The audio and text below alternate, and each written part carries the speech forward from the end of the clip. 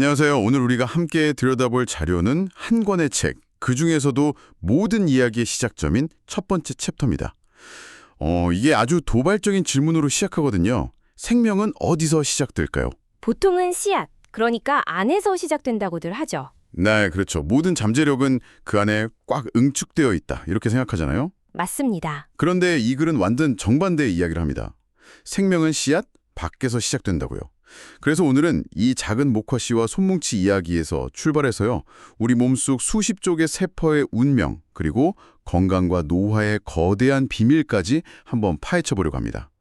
이 작은 씨앗 하나에 우리 몸의 운영 원리가 그대로 담겨 있다는 게 이번 탐구의 핵심 임무입니다. 자, 한번 풀어볼까요?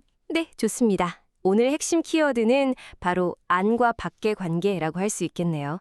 이 챕터는 씨앗, 즉 안과 솜, 즉 밖, 그리고 세포라는 안과 세포를 둘러싼 환경이라는 밖, 이 어떻게 서로를 만들고 또 완성해 나가는지, 그리고 그 관계가 깨졌을 때 우리 몸에서 어떤 일이 일어나는지를 아주 근원적인 차원에서 보여줍니다. 좋습니다. 그럼 그 기본 비유, 씨앗과 솜 이야기부터 시작해보죠. 씨앗이 자기 바깥에 처음으로 만든 외부의 몸이 바로 솜이다. 이 표현이 참 인상 깊었어요. 이게 그냥 씨앗을 보호하는 포장지 같은 게 아니라는 거군요. 전혀 아니죠. 솜은 크게 두 가지 핵심적인 역할을 하는데요. 첫 번째는 모두가 예상하시는 보호막 역할입니다. 그렇죠. 따뜻하게 감싸주는. 네, 온도와 습도를 일정하게 유지하고 외부 충격이나 건조함으로부터 씨앗을 지키는 따뜻한 이불 같은 거죠. 하지만 진짜 중요한 건 두 번째 역할, 바로 센서입니다. 센서요? 주변 환경을 감지하는 안테나 같은 건가요? 정확합니다. 솜은 주변 공기의 온도, 습도, 빛의 미세한 변화를 아주 민감하게 감지해요. 그리고 그 정보를 씨앗에게 실시간으로 전달하는 거죠. 그럼 씨앗은 그 정보를 종합해서 지금이 싹을 틔울 최적의 타이밍이다. 혹은 아직은 위험하니 좀 더 기다리자. 이렇게 판단을 내립니다. 그렇군요. 와, 그러니까 씨앗이라는 안이 솜이라는 밖을 만들지만 역으로 그 솜이 전달하는 밖의 정보가 씨앗의 운명을 결정하는 완벽한 순환 구조네요. 바로 그겁니다. 이 원리가 우리 몸에도 그대로 적용된다는 게 정말 놀라운데요. 우리 몸속의 씨앗과 솜은 대체 뭔가요? 우리 몸의 씨앗은 바로 세포입니다. 그리고 그 세포를 둘러싼 솜이 바로 세포 외기질, 영어로는 엑스트라셀룰라 매트릭스, 줄여서 ECM이라고 부르는 물질이죠. ECM? 네. 자료에 나온 세포가 사는 물맑은 젤리라는 비유가 아주 정확해요. 물맑은 젤리라. 상상이 좀 되네요. 그럼 우리 몸에 약 60쪽이나 되는 세포들이 전부 이 젤리 속에 하나하나 잠겨서 살아가고 있다는 말씀이시죠? 맞습니다. 세포는 공기 중에 덩그러니 떠 있는 게 아니라 이 ECM이라는 젤리 안에서 영양분을 공급받고 또 노폐물을 배출하고 엽세포랑 신호도 주고받으면서 살아가는 겁니다. 그리고 씨앗과 솜의 관계처럼 세포는 스스로 단백질 같은 걸 분비해서 자신의 집인 ECM을 직접 만들어내요. 흥미롭네요. 닭이 살 집은 자기가 짓는 셈이군요. 근데 여기서도 순환의 원리가 적용되겠죠? 세포가 만든 ECM이 다시 세포의 운명에 영향을 미치나요? 바로 그 지점이니 현대 생물학의 가장 중요한 발견 중 하나입니다. ECM의 물리적인 상태, 예를 들어서 얼마나 단단한지, 부드러운지, 수분은 충분한지, 탄성은 어떤지, 바로 이런 것들이 역으로 그 안에 사는 세포의 유전자 발현을 조절하고 운명을 결정합니다. 잠깐만요. 그건 정말 놀라운데요? 유전자에 모든 정보가 담겨 있어서 그냥 정해진 대로 분화하는 게 아니고요. 물론 유전자가 기본 설계도인 것은 맞습니다. 하지만 그 설계도에 어떤 부분을 읽고 어떤 부분을 무시할지를 결정하는 데에 세포를 둘러싼 밖의 환경이 결정적인 영향을 미친다는 거죠. 와, 2006년에 애덤 잉글러 연구팀의 아주 유명한 실험이 이걸 딱 증명했습니다. 저도 그 부분 읽으면서 소름이 돋았어요.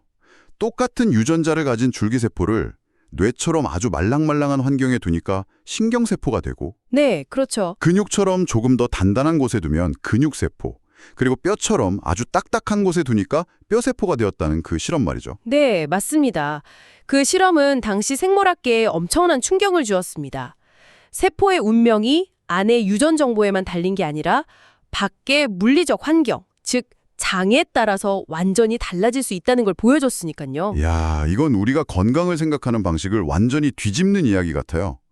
보통 우리는 강한 뼈, 튼튼한 근육 이런 걸 좋은 거라고 생각하잖아요. 그렇죠. 단단하고 강한 것. 근데 이 실험에 따르면 강함을 만드는 건 외부의 단단함이네요. 어쩌면 우리가 건강을 위해 추구해야 할 본질이 무조건적인 강함이 아닐 수도 있겠다. 이런 생각이 드는데요. 아주 중요한 통찰입니다. 이 챕터가 궁극적으로 말하고자 하는 바이기도 하고요. 강함이냐, 부드러움이냐의 문제가 아니라 환경과 소통하면서 유연하게 변화하는 능력, 그게 바로 생명의 핵심이라는 거죠. 그렇군요. 이 ECM 젤리가 세포의 운명을 결정할 정도로 중요하다면 이걸 계속 건강하게, 그러니까 말랑말랑하고 촉촉하게 유지하는 게 핵심이겠네요.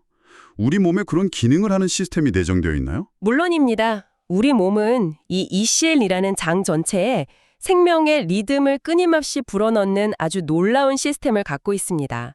이 챕터에서는 그 리듬을 만드는 3개의 기둥으로 심장, 횡격막, 그리고 골반을 꼽습니다. 3개의 기둥. 자, 하나씩 살펴보죠.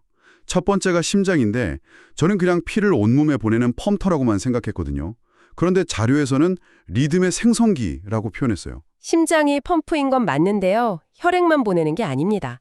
심장이 쿵 하고 박동할 때마다 그 강력한 기계적 파동과 전기적 신호가 혈관을 타고 온몸 구석구석의 ECM 젤리를 미세하게 흔들어줍니다. 아, 마치 잔잔한 호수에 돌을 던졌을 때 물결이 쩍 퍼져나가는 것과 같죠. 와. 그러니까 제 모든 세포들은 매 순간 심장 박동이라는 작은 안마를 받고 있는 거네요. 심장이 멈추면 단순히 피가 안 도는 게 아니라 온몸의 세포를 깨우던 이 리듬이 사라지는 거군요. 그렇죠. 그리고 두 번째 기둥은 리듬의 증폭기 역할을 하는 횡격막, 즉 호흡입니다. 호흡이 어떻게 리듬을 증폭시키죠?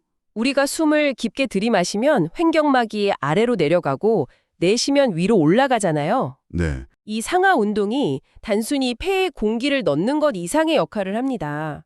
한번 크게 움직일 때마다 복강 내 압력이 변하면서 간, 위, 장 같은 모든 장기들이 부드럽게 마사지되고요. 그 압력 변화가 ECM 젤리를 위아래로 쭉 짜주는 거대한 펌프 역할을 하는 겁니다. 심장이 만든 잔잔한 물결을 거대한 파도처럼 증폭시키는 거죠. 아, 그래서 스트레스를 받거나 긴장하면 호흡이 얕아지고 몸이 뻣뻣하게 굳는다는 말이 과학적으로도 일리가 있는 거였군요. 말 그대로 몸속 젤리를 순환시키는 펌프질을 멈추는 거니까요. 정확합니다. 그래서 명상이나 요가에서 깊은 복식 호흡을 그토록 강조하는 이유도 바로 여기에 있는 겁니다.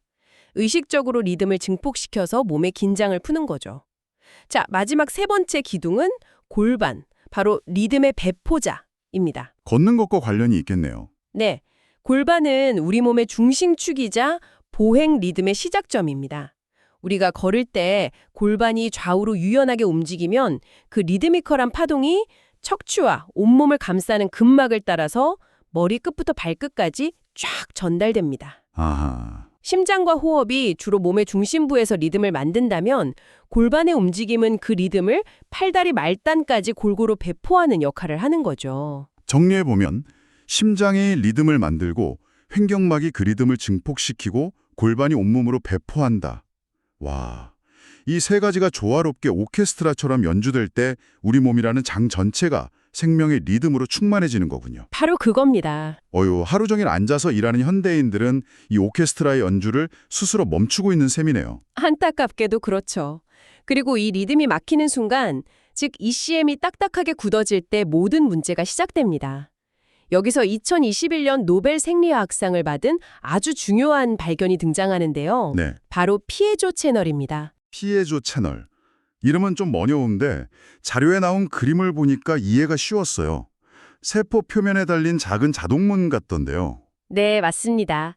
기계감각 이온 채널이라고 하는데 쉽게 말해 압력으로 열리는 문입니다.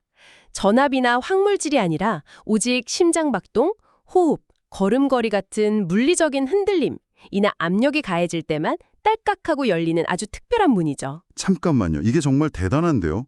그럼 우리가 운동을 하거나 스트레칭을 할 때 몸이 개운해지는 그 느낌이 말 그대로 수많은 세포의 문들이 딸깍하고 열리면서 일어나는 현상이라는 건가요? 이게 비유가 아니라 실제 생물학적 기전이라는 거잖아요. 바로 그겁니다.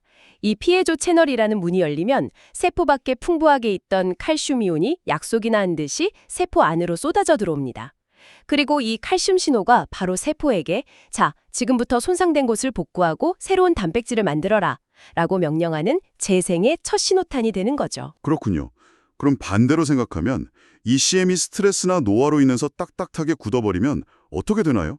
심장이 뛰고 숨을 쉬어도 그 진동이 쇠포까지 제대로 전달이 안 될 것 같은데요? 맞습니다. 마치 굳어버린 젤리 속에서는 파동이 전달되지 않는 것처럼요. 그게 바로 모든 문제의 핵심입니다.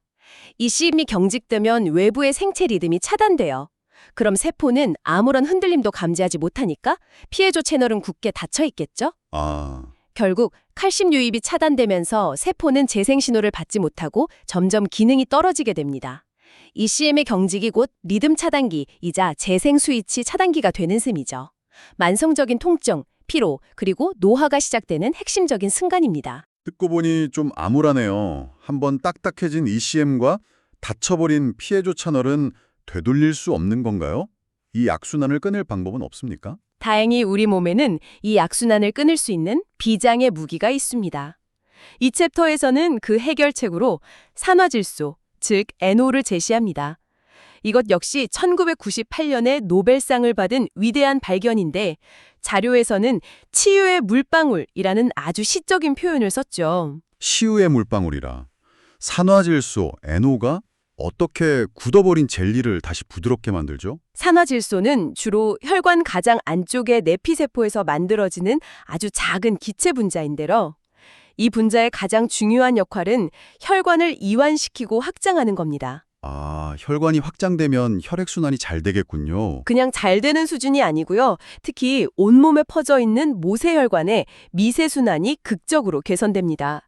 그러면 딱딱하게 굳어서 말라붙어 있던 ECM 조직에 신선한 혈액과 산소, 영양분이 다시 공급되기 시작하는 거죠. 아, 마른 스펀지에 물을 붓는 것처럼요? 네, 바로 그거죠. ECM은 다시 수분과 전자의 흐름을 회복하면서 원래의 말랑말랑한 젤리 상태로 돌아가는 겁니다. 아, 산화질소 하니까 생각나는데 예전에 심장 협심증 치료제로 개발되었다가 혈관 확장 효과 때문에 다른 쪽으로 더 유명해진 그 파란 약도 이 산화질소 생성 원리를 이용한 거 아닌가요? 하하하, 맞습니다. 원리는 같습니다. 결국 핵심은 순환 개선해라는 점에서 똑같네요. 우리 몸이 스스로 그런 물질을 만든다니 정말 대단합니다. 그렇죠. 그렇게 ECM이 다시 부드러워지면 심장과 호흡, 보행이 만들어내는 몸의 리듬이 다시 세포까지 제대로 전달되기 시작하겠죠. 네, 그렇죠. 그러면 닫혀있던 피에조 채널이 다시 딸깍하고 열리고 칼슘이 유입되면서 차단되었던 재생 과정이 재개됩니다. 산화질소 NO가 바로 이 선순환의 고리를 다시 연결해주는 첫 번째 열쇠인 셈입니다. 자, 오늘 정말 작은 목화씨 한 알에서 시작해서 우리 몸속 60쪽의 세포와 그들을 둘러싼 ECM, 그리고 생명의 리듬과 재생의 비밀까지 아주 깊이 파고들어 봤습니다. 하나의 원리가 계속해서 다른 차원으로 반복되고 확장되는 느낌이네요. 네, 세포가 씨앗이라면 ECM은 솜이고 우리 인체 전체는 이들이 상호작용하는 하나의 거대한 장이라고 볼 수 있는 거죠. 결국 이 챕터가 말하는 건강의 본질이라는 게 근육이 얼마나 단단한가 같은 강함이 아니라 리듬이 얼마나 잘 전달되는가 하는 소통하는 부드러움이네요. 맞습니다. 우리 몸이라는 장이 부드럽고 유연할 때 순환이 일어나고 리듬이 이어지면서 생명력이 유지된다는 것. 오늘 제가 얻은 가장 큰 깨달음입니다. 정확합니다. 생명은 바깥을 만들고 바깥은 생명을 키운다. 이 단순한 원리가 씨앗과 솜, 세포와 ECM, 그리고 더 나아가 인간과 그를 둘러싼 사회, 지구 환경에도 똑같이 적용될 수 있다는 것이 이 글의 최종 메시지일 겁니다. 리듬이 이어질 때 치유가 일어나고 리듬이 끊길 때 노화가 시작되는 것이죠. 오늘의 이야기는 우리에게 한 가지 질문을 남기는 것 같습니다. 우리 몸이라는 내부의 장이 건강하려면 그것을 둘러싼 외부의 장, 즉 ECM이 부드러워야 한다고 했습니다. 그렇다면 이 원리를 좀 더 확장해서 우리라는 존재를 둘러싼 더 큰 의미의 외부 환경은 어떨까요? 우리가 매일 생활하는 공간의 물리적 환경, 우리가 맺는 인간관계의 질, 우리가 매일 접하는 정보의 종류 같은 것들이 우리 몸의 리듬, 즉 우리의 건강에 과연 어떤 파동을 보내고 있을까요? 어쩌면 진정한 건강의 해답은 우리 몸 안에서만 찾을 수 있는 게 아닐지도 모르겠습니다.